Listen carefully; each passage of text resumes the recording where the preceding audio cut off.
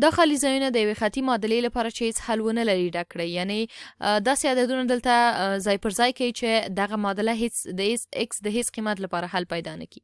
دلته تاسې ګورئ چې موږ ته د ایکس د ذرې په برخه کې خالي ځای راکړی ده او دوه انتخاب بیا دلته راکړي، همداسې د ثابت عدد په برخه کې.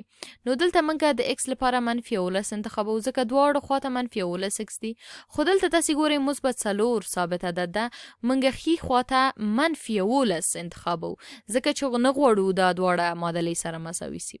او یو بله د حل لاره دا ده چې موږ پوهیږو دواړو خواته د مساواتو -11 ایکس دي. صحیح ده؟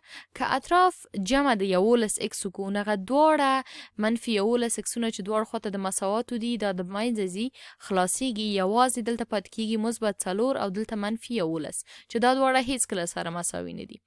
او همداسې که موږ ووایو چې یو عدد ضرب د -11 سي بیا جمع د 4 سي او هماغه عدد ضرب د -11 جمع د -11 سي، صحیح ده؟ نو دواړو خواته موږ ته متفاوت عددونه راکوي او سره نه مساوي کېږي. نو راځئ چې خپل ځواب چک کړو چې صحیح دی که غلط. نو ګورو چې دا صحیح دی.